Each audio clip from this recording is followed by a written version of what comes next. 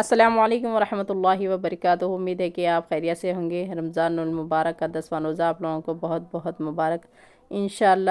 جلد سے جلد ہم دوسرے عشرے میں داخل ہو جائیں گے۔ پہلا عشرہ تو ہمارا الحمدللہ گزر گیا ہے، تو اس میں ہم نے جتنی بھی عبادت کی اللہ پاک ان سب کو قبول فرمائے، اور آنے والے نیکسٹ عشرے میں یعنی کہ دوسرے عشرے میں اور اللہ تعالیٰ کو راضی کرنے کے لیے ہم زیادہ سے زیادہ اور عبادت کریں، دعائیں پڑھیں، نماز پڑھیں، نوافل پڑھیں۔ اللہ تعالیٰ کو راضی کرتے ہوئے اللہ تعالیٰ کے پاس جو انعامات ہمارے لیے ہیں ہمیں اسے بھی حاصل کرنا بہت ضروری ہے۔ تو ہمارے لیے کیا کیا انعامات ہیں اللہ تعالیٰ کے پاس، جنت کس کے لیے سجائی جاتی ہے، سرخ یاقوت کے محل کس کے لیے بنائے جاتے ہیں، اور جنت کے دروازے کس کے لیے کھولے جاتے ہیں، آج ان تو باتوں کو ہم اس ویڈیو میں جان لیں گے۔ چلیے اسٹارٹ کرتے ہیں آج کی ویڈیو۔ حدیث میں ہے کہ فرمایا جناب رسول صلی اللہ علیہ وسلم نے، روزہ دار کا سونا عبادت ہے اور اس کا خاموش رہنا تسبیح ہے، یعنی روزہ دار اگر خاموش رہے تو اسے تسبیح یعنی سبحان اللہ پڑھنے کا ثواب ملتا ہے، اور اس کا عمل ثواب میں بڑھایا جاتا ہے، یعنی اس کے اعمال کا ثواب بنسبت اور دنوں کے ان مبارک دنوں میں زیادہ ہوتا ہے، اور اس کی دعا قبول ہوتی ہے، یعنی روزے کی حالت کو قبولیت دعا میں خاص داخل ہے، اور اس کے گناہ بخش دیے جاتے ہیں، یعنی گناہ صغیرہ معاف ہو جاتے ہیں۔ حدیث میں ہے کہ روزہ ڈھال ہے اور مضبوط قلعہ ہے دوزخ سے بچانے کے لیے، یعنی جس طرح ڈھال اور مضبوط قلعہ سے انسان پناہ لیتا ہے اور دشمن سے بچتا ہے، اسی طرح روزے کے ذریعے سے دوزخ سے نجات حاصل ہوتی ہے۔ اسی طرح کے انسان کے گناہوں کی قوت کمزور ہو جاتی ہے اور نیکی کا مادہ بڑھ جاتا ہے۔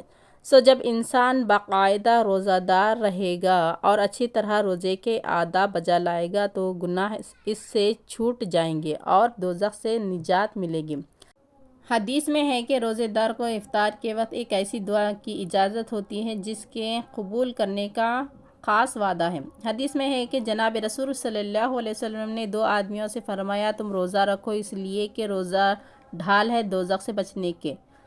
کے لیے، اور زمانے کی مصیبتوں سے بچنے کے لیے، یعنی روزے کی برکت سے دوزخ اور مصائب و تکالیف سے بھی نجات ملتی ہے، یعنی کہ دنیا کی تکالیفیں بھی ہم سے دور ہو جائیں گی اور آخرت میں دوزخ سے بھی پناہ ملے گی اللہ تعالیٰ کے پاس روزہ رکھنے سے۔ اور ایک حدیث میں ہے کہ بے شک اللہ تعالیٰ نے ثواب مقرر کیا ہے بنی آدم کی نیکیوں کا 10 گنے سے 7 گنے تک۔ اللہ تعالیٰ فرماتے ہیں مگر روزہ خاص میرے لیے ہے اور میں ہی اس کا اجر دوں گا۔ اس روزے کی ثواب کی عظمت کا اندازہ کرنا چاہیے کہ جس کا حساب ہی نہیں معلوم کہ وہ ثواب کس قدر ہے، اور خود حق تعالیٰ اس کو عطا فرمائیں گے، اور اس کا بندوبست ملائکہ کے ذریعے سے نہ ہوگا۔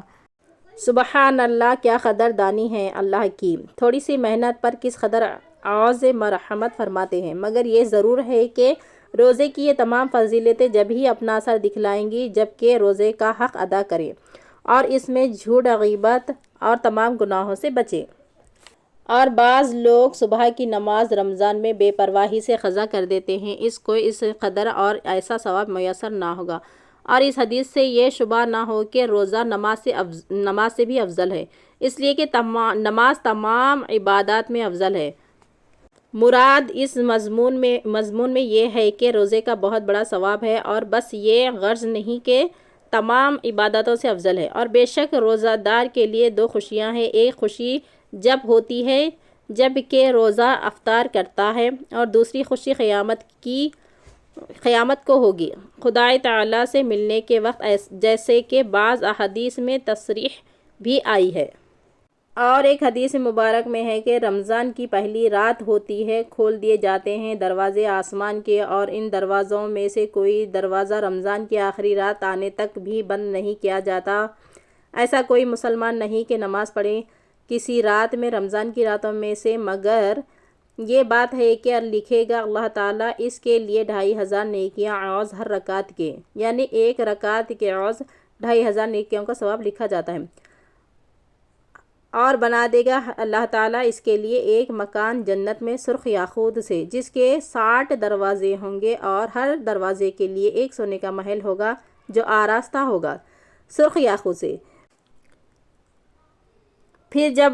روزہ دار روزہ رکھتا ہے رمضان کے پہلے دن کا تو اس کے گناہ معاف کر دیے جاتے ہیں جو رمضان گزشتہ کی اس تاریخ تک کے ہیں، پچھلے رمضان کی پہلی تاریخ تک، یعنی گناہ صغیرہ اس سال کے جو گزر گیا معاف کر دیے جاتے ہیں، اور مغفرت طلب کرتے ہیں اس کے لیے روزمرہ 70,000 فرشتے صبح کی نماز سے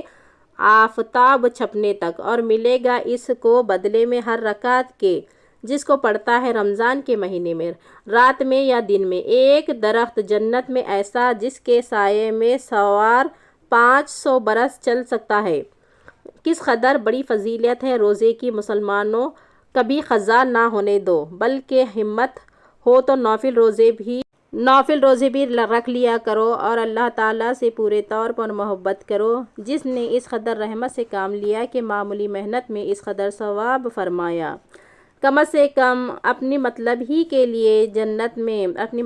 لیے رکھ لیں روزے، جنت میں بڑی بڑی نعمتیں ملیں، اللہ کو اپنا محبوب بنا لو۔ اور ایک حدیث میں ہے کہ بے شک جنت سجائی جاتی ہے ابتدائے سال سے آخری سال تک رمضان کے روزے داروں کے لیے، پس جب کہ رمضان آتا ہے جنت کہتی ہے اے اللہ میرے اندر داخل کر دے اس مہینے میں اپنے بندوں کو، یعنی حکم فرما دیجئے کہ قیامت کو میرے اندر داخل ہو۔ اور بڑی بڑی آنکھوں والی حوریں کہتی ہیں اے اللہ مقرر فرما دے ہمارے لیے اس مہینے میں خاوند اپنے بندوں میں سے۔ سو جس شخص نے نہ لگائی اس مہینے میں کسی مسلمان کو تہمت، اور نہ پی اس مہینے میں کوئی نشہ لانے والی چیز، مٹا دے گا اللہ تعالیٰ اس کے گناہ۔ اور جس شخص نے تہمت لگائی اس ماہ میں کسی مسلمان کو،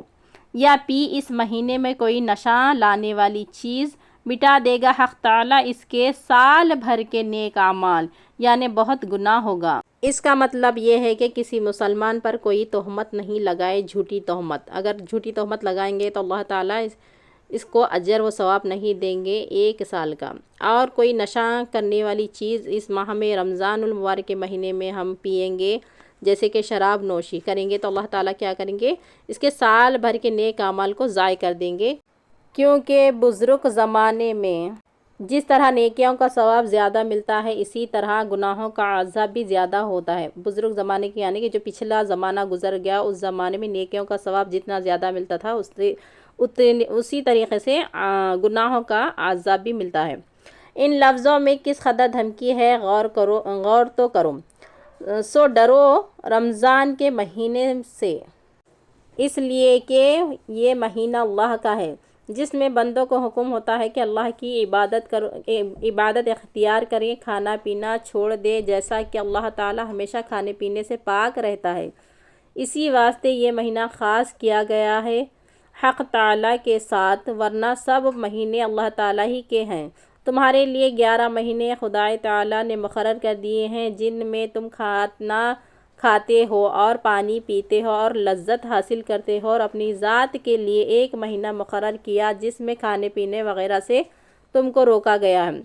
پس ڈرو رمضان کے مہینے سے، اس لیے کہ بے شک وہ مہینہ اللہ تبارک و تعالیٰ کا ہے، تو اچھی طرح اس میں اطاعت حق بجا لاؤ اور گناہ نہ کرو۔ اگرچہ اطاعت ہمیشہ ضرور ہے، لیکن خاص جگہ جیسے مکہ معظمہ و مدینہ منورہ اور خاص ایام مثلا رمضان مبارک وغیرہ میں نیکیوں کے کرنے اور گناہوں سے بچنے کا خاص اہتمام کرنا چاہیے کہ بزرگ جگہ اور بزرگ دنوں میں نیکیوں کا ثواب زیادہ اور اسی طرح گناہوں کا عذاب بھی زیادہ ہوتا ہے۔ حدیث میں ہے کہ جب تم میں سے کوئی روزہ افطار کرے تو مناسب ہے کہ چھہارے سے افطار کرے، اس لیے کہ وہ برکت ہے۔ پھر اگر نہ پائے چھہارا تو مناسب ہے کہ افطار کرے پانی سے، اس لیے کہ تحقیق وہ پاک کرنے والی چیز ہے۔ چھہارے یعنی کہ کھجور، اگر کھجور میسر نہ ہو گھر میں تو پانی کے ساتھ افطار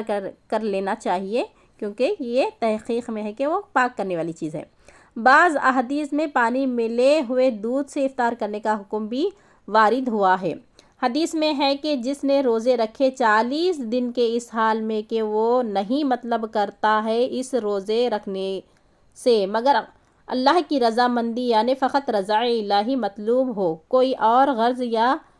ریا وغیرہ کا مطلوب نہ ہو، تو نہ مانگے گا وہ اللہ سے کچھ، مگر